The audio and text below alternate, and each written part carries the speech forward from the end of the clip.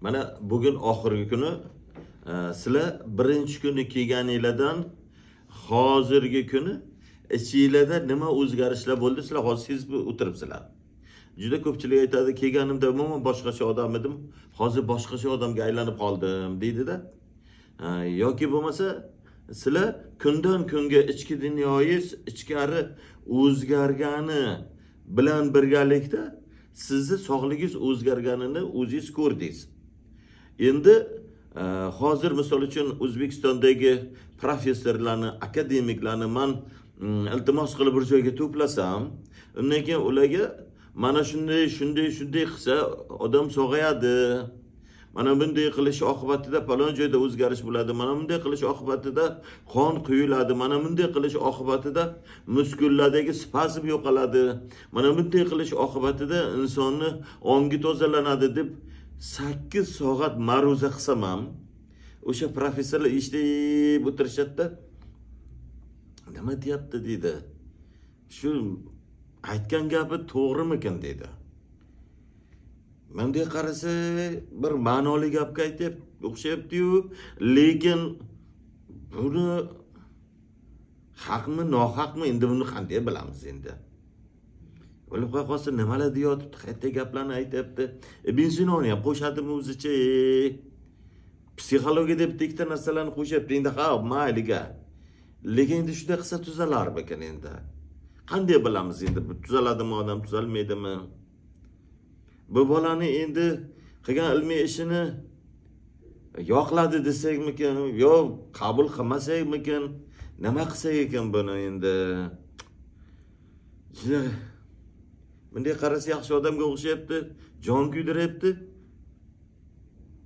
Endi bilmadik-da, siz nima deysiz?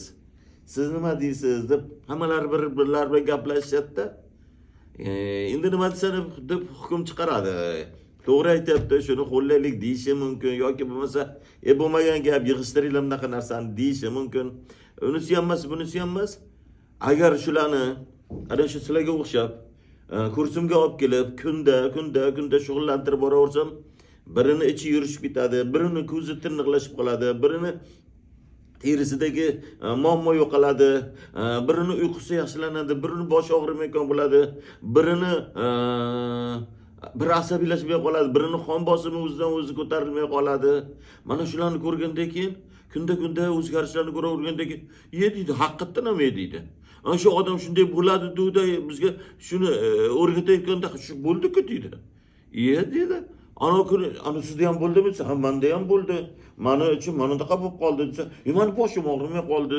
Unisi sizda nima bo'lyapti desa, meni ko'zim tirnoqlashib qoldi desa, keyin ular ham bir hafta yoki 4 kun, 5 kun shug'ullangan, bu odam aytayotgan gap haqiqat ekan-ku.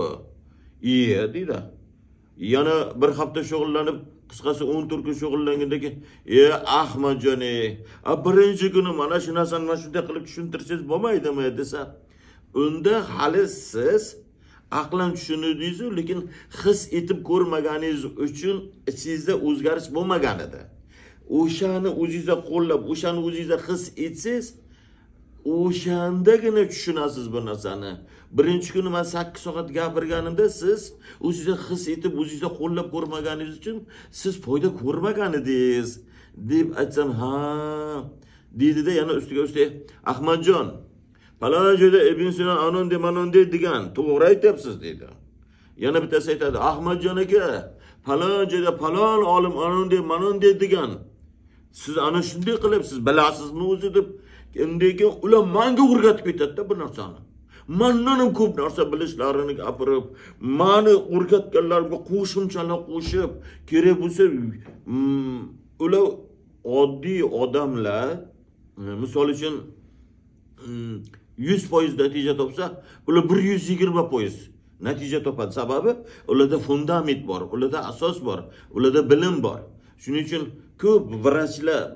ko'pchilik vrachlar bizga kelishganda oddiy odamlardan ko'ra vrachlar ko'proq foyda topadi. Vrachlarda fundament bor, ularda tushuncha bor. Ozgina tushunmagandan keyin o'zi surib ketib qoladi. O'zi tortib ketib qoladi. Men aytmagan narsalarni ham kerak bo'lsa, menga o'rgatgisi kelib ketaveradi. Keyin aytadiki, Ahmadjon aka, siz kursingizga mana narsani ham qo'shingda, mana shunday bo'ladi deydi. go'yoki o'zi qo'shib ko'rgan odamdek, o'zi shuni qo'llab ko'rgan odamdek. Keyin yana aytadi bittasi, Ahmadjon aka, ko'rsizga palon narsani qo'shsangiz, vobshe odam sig'dirolmaysiz deb bekka deydi-da. Qisqasi men ularni to'g'ri tushunaman, kuyinib ketadi. Bular ham odamlar dori darmonsiz sog'aytirsa desam, deydi, men deydi palonchilar bo'lib kelaman, men pistonchilar bo'lib kelaman deydi. Qancha tuzalmay yuribdi deydi-da. Qisa bir qatnashib o'zida his qilib ko'rgandan keyin odamlar bu natijalarni o'zini ichida hosil qilib yoki o'zini ichida o'sha tuzalishlar ro'y bergandan keyin haqiqat ekan deydi. Bo'lmasa, bu professorlarga o'xshab rostmikan shu. Aytgani bunday mantiqqa to'g'ri kelganga o'xshabdi-yu, lekin rostmikan, ishonsammikan, ishonmasammikan deb ikkilanib qolishaveradi-da.